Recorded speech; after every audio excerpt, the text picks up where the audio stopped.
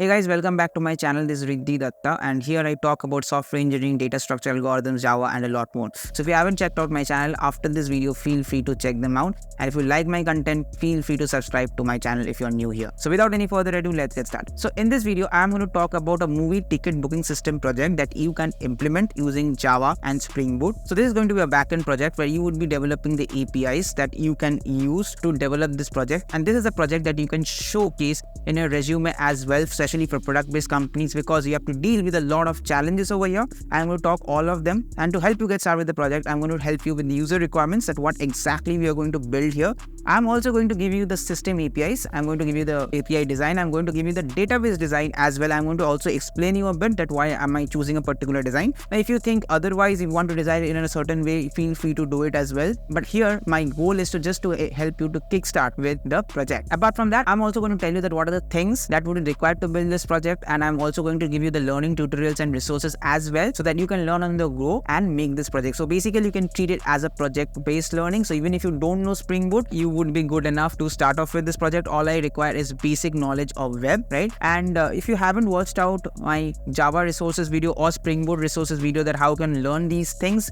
feel free to check out my other two videos that I've already made, and I will attach the link to those videos in the description down below. Also, on the implementation side, I will also tell you that what are the things you need to learn. I'm also going to talk about the package structure, the concurrency issues, which can be a major interview question while you discuss this project. So we are going to see all of that. So stick with me to the very end, and I'm very sure you're going to end up learning something. So let's take a look at the user requirements, as you can see on the screen. So one is, obviously, think of a BookMyShow, right? So when you go for a BookMyShow, what you do is you search for a movie based on certain parameters, and the parameters we are going to discuss later. So now you get a list of available shows, right, of that particular movie, and you select a show, right, which you feel would be convenient for you, and you get back a list of available seats, which obviously are not reserved here. Then you select the number of seats that you need to be reserved, and then you try to book it. Now it can be successful, it cannot be successful, right? Now we have to ensure that no two customers can reserve the same seat. You have to ensure that no race condition occurs over here. And again, let me repeat, the interviewer is going to probably probe a little bit on that how do you handle this. Now you have three statuses. One is reservation successful, reservation failed, which might be because of the show already being full, house full, or it might happen that the reservation just failed because the other users have just reserved the seat and now completing the payment process.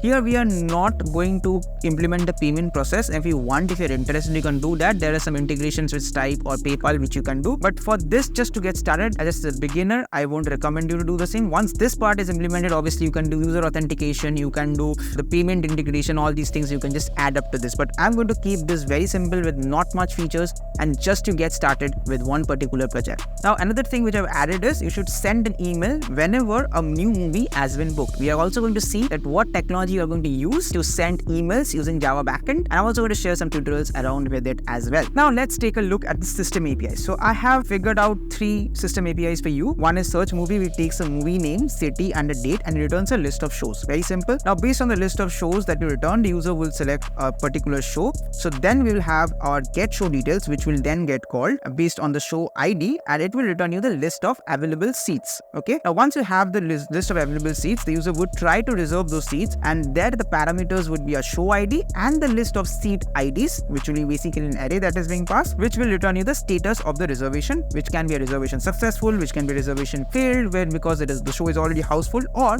maybe the reservation failed because the other users are already trying to pay and are holding the reserved seats. Now what you can do is, whenever user try to reserve, right, you will hold that particular seat for 5 minutes. That's something you have to implement, and within 5 minutes, if it is successful, then only you would block that seat and you would remove it from the list of available seats. But if it is not, then again that seat will be made available to you. Now let's take a look at the database design for this. So there are a few observations about the data which we're going to store. One is each cinema, right, can have multiple halls, multiple screens, right? We all know that.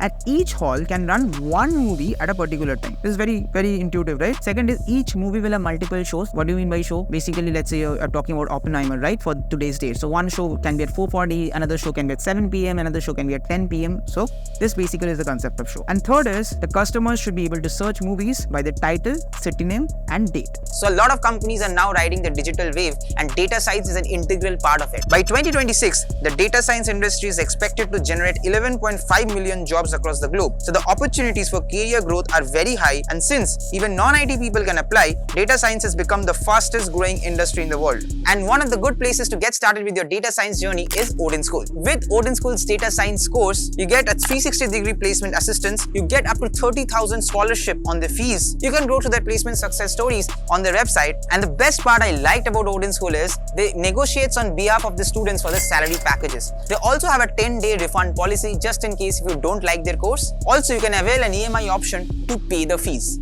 Along with the course, you get live weekend classes as well as recorded lectures, and also you get a chance to interview with various companies and they give you unlimited interview opportunities. The date of the new cohort starts on 30th September. So hurry up, check out their course and register for it if you feel like. I will attach the link in the description down below. Now let's continue with the video. So now let's take a look at the database design a little bit. So one table which you would need to require is movie, and it will have the following attributes. So you can keep the title obviously, and based on that you can also keep the other metadata because the user is going to search on these parameters. Feel free to add any metadata if you feel is going to be convenient for this particular table. Second is the cinema. Now cinema is basically the name of the place where the movie is being played, right? So again there are some metadata over here as well, which I thought that it is required, but if you have some more, if you want to remove something, you feel free to do it. Next is show. It's going to be very important, and you have the following parameters where basically you will have the start time, end time and the date, right?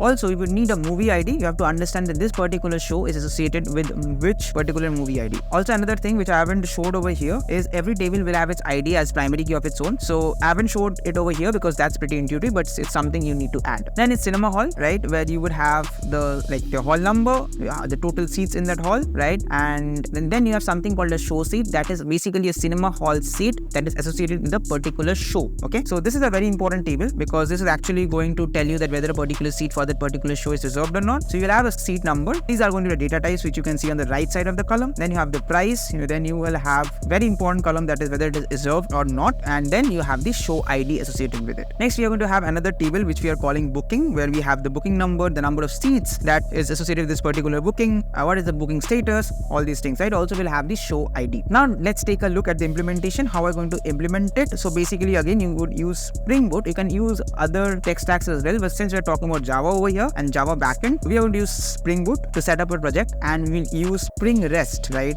to build our APIs. You can read about the MVC architecture a bit if you are not very sure about it, and then I would suggest you to learn Spring REST a bit. You can go to the resources that I already shared in the previous video, and you would use Spring REST to build these APIs. Now, how to test these APIs? You would use either Swagger or Postman to test these APIs. I have attached a very small and a very good tutorial for Postman, so feel free to go through it. I will attach the link to it in the description down below. That you will have some idea about API testing using Postman, because since we are not building the front end over here, we need to test those APIs whether it is giving us the correct response or not. Now, if you want to convert this project into a full stack project, you can probably add a React or Angular layer in the front end, and you can just call these APIs using Access or whatever third party you wish to use, right? But again, since you're not considering it as a front end project or a full stack project, we are going to stick to back end for this video. Again, feel free to use Maven for dependency injection, because since you're using Spring, you would need a Maven to install dependencies. Now comes a very important part. I would highly recommend you to use Hibernate or Spring Data JPA for your ORM, right, and not JDBC. So what is an ORM? So basically, if I have to explain ORM very loosely, I would say this basically is a layer which helps your Java application server code connect to your database, right? So if you don't know about ORM or Hibernate, feel free to again read about it and then start implementing. Not a very complex concept, it's very easy actually. Next, to send the emails, what you would do is you would use either Spring EOP to send the emails, or you can use Gmail SMTP to send the emails. Again, I will attach a very nice tutorial for it in the description down below, with which you can learn how to send emails using Gmail SMTP. For the database part, you can use MySQL, which is an RDBMS, and you can use some scripts to pre-populate dummy data, because it would be essential for you to have some dummy data to test out your APIs. Now let's take a quick look at the package structure, because again this is very important. So see, primarily there would be three packages on an overall. One will be the controller packages, where you will have all the APIs, right? Next, this APIs, this controller packages will call the service class, the service packages, where you have all the business logic, right? And the service class in turn, because now this logic will work on some data, right? And where you would get the data from, it would fetch the data from the database. So the service class would never talk to the database directly. It will use something called DAO class, and this DAO class will interact with the database, fetch the data and return it to the service class. Service class then use your business logic to filter out the data, and then it will return to the controller APIs, and the controller will then send the response back. So this is the package structure basically you will have to follow, and then again there will be an entry class where you will basically have all the basic entities of the Java POJOs class. Now if you want to go ahead, you can deploy this on cloud platforms. One, this project is up and running. But yeah, this is like for the future, and if you're only interested, but if you do till this, you will have a good up and running project which you can discuss in your interviews. Now, one thing which I didn't talk yet but is very important is going to be how to ensure that no two users get the same seat at a particular movie hall, because it might happen two users are trying to book a same seat at the same instance. So how do you deal with that? How do you deal with the concurrency issues? So basically, either you can do it on an application level or in a database level. So what I would highly suggest is you can use basically transactions in SQL databases to avoid this. So there is something called transaction isolation levels. So basically you have to set your transaction isolation level to serializable, and then you have to basically write the code. So again, this is a separate topic altogether, because you have to understand what are transaction isolation levels in database in the first place, right? What is locking, right, on a database perspective. So if you are interested to know about this, I will make a separate video on this. So please write it down in comments if you need such a video, and only then I will have a separate video on this where I will tell you that or show you that how you can deal with concurrency, and I would also tell you about the database isolation levels. But now, on a very brief level, I can say that what you have to do is you have to set your transaction isolation level to serializable, and then you have to perform a transaction. Basically, you have to perform this in a transaction so that you can ensure that. I will share the algorithm in the description down below as well, so that you're able to understand it. But even if you don't need such a video in depth, I will be more than happy to make such a video in future where I would talk about this concurrency. But please feel free to implement this, because it will help you to learn and grow a lot. And in the interview, I'm very sure that such type of projects will definitely is going to come up with such a question. And then if you are able to answer this properly, that how you dealt it, it would be a great positive sign. So yeah, that's it for the video, guys. I hope you enjoyed it, and I'm very sure and looking forward to you make such a project with the help of all the resources that I just shared, and more you will find it in description. And also let me know in future if you want me to suggest some more project ideas like this, where I would be guiding you throughout this process, that what are the things you need to use, the database design, the API design, the user requirements, all these things. I'm very sure we could have added a lot of other extra features, but I kept it very simple over here. But again, feel free to work on it. And yeah, if again this video is helpful and you want more such videos on some different project ideas where I choose a particular project and I talk about all these things, feel free to let me know down in comments, and I would be more than happy to come up with such a video. If you like my content, feel free to like the videos that I put out in front of you, and don't forget to subscribe to my channel, because these numbers motivate me a lot. Having said that, I bid adieu over here. I will see you in some other video. Till then, stay safe and goodbye, and don't forget to check the description links down below. Goodbye.